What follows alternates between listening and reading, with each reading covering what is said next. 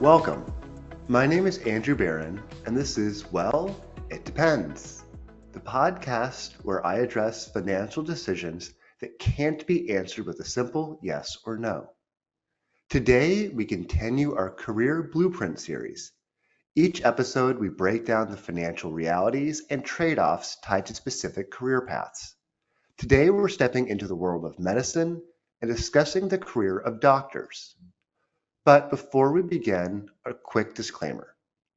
This is being recorded on June 11th, 2025. The contents of this podcast are strictly for informational purposes only, and nothing said should be taken as investment, tax, or legal advice. It's important to discuss your situation with a professional before making any financial decisions, as the strategies discussed may not be suitable for you specifically. Getting into it. Who is this episode for? If you're a doctor or training to be one, whether you're a pediatrician, surgeon, radiologist, or psychiatrist, this episode is for you. The financial journey of a doctor is unique.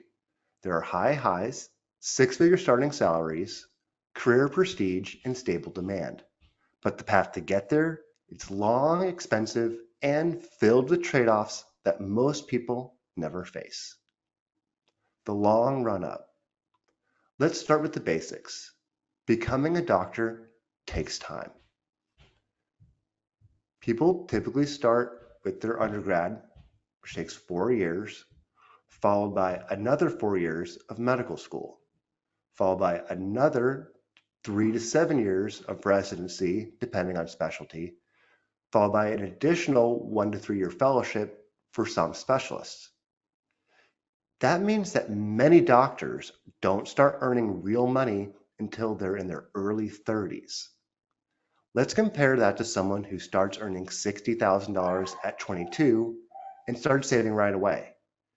That means they have an 8 to 10 year head start even if their income stays lower. And during the time for the doctor, debt. The average medical school graduate owes over $200,000 in student loans. And interest may accumulate during school and residency. And while loan forgiveness programs do exist, they often come with strings attached, time commitments, qualifying employers, income-driven repayment. Yes, some doctors do leave residency making over $200,000, although others, especially in primary care, may land closer to $150,000. Some specialists can make upwards of $400,000, $600,000, and possibly even more annually, but that comes after a decade of training and a life deeply centered around work. What are you giving up? Becoming a doctor can be deeply fulfilling, but it's not a balanced lifestyle. If you commit to this path, you're likely giving up a quote-unquote normal start to adult life, early savings and compounding, and career flexibility. You're also dedicating your 20s to debt, exams, and 80-hour work weeks. And once you get there, many doctors report feeling stuck. The sunk cost is real. You may be making $300K, but feeling exhausted, trapped, or unsure about how to scale back. Unless medicine is your true passion, it's a career that can crowd out everything else, such as hobbies, family, and spontaneity. You do get paid well, but you pay for it. What does financial success look like? Let's talk about what financial planning looks like if you do choose this path. We'll start with your early career, which is your 30s. It's important to prioritize aggressive debt repayment and investing. If you can, try and live on a resident salary for a few extra years.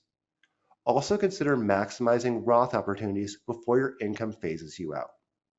Mid-career, think 40s, you should be able to start to breathe, but additional costs such as mortgage, kids, and lifestyle creep are real, so it's important to watch your spending. Even though you might be a high earner, you might actually be saving less than you think. Late career, 50s, 60s. Decide if you want to slow down or stop early. You also might consider shifting your portfolio to match burnout risk and your future goals. Consider private practice buyouts, real estate, or succession planning. Let's now consider an example. Dr. Singh, the specialist. Dr. Singh finishes med school at 26, does a 5-year surgical residency followed by a 2-year fellowship, and begins making $400,000 at 33. After years of sacrifice, she celebrates with a $1.2 million home, a $90,000 car, and annual vacations. At 40, she's making great money but feeling burnt out, having only saved $250,000. While she can't afford the lifestyle, she's working hard to maintain it. The lesson here is that income doesn't build wealth, margin does. Example 2, Dr. Alex, the generalist. Dr. Alex is a pediatrician and earns $160,000 in his first attending job and never cracks $200,000. But because he lives modestly and is able to save 20%, by 55, he's on track to save and retire with $2 million, even with the additional cost of kids and student loans. The lesson here is you don't need to be rich to build wealth. You simply need a plan. What are some financial levers doctors should consider? Roth options are especially powerful if we consider doctors' career, which will eventually phase them out. However, that said, backdoor Roth option currently remains viable under 2025 law. Disability insurance. This is essential. Your income is your greatest asset, and for some surgeons, working with your hands makes this even more pressing. Malpractice coverage. It's very important to understand what your policy outlines as your coverage. To recap, what does a financial blueprint for a doctor look like? Well, it depends. It depends on your specialty, your debt, your lifestyle, and your tolerance for long hours. You also need to desire to do this work and nothing else for decades. While medicine can be a path to wealth, it's not a guarantee, and it's rarely a quick win. If you want flexibility, balance, or early retirement, you'll need to plan for that from the start. Be intentional, save early, and protect your income. And remember, high income is just potential. What you do with it is the plan.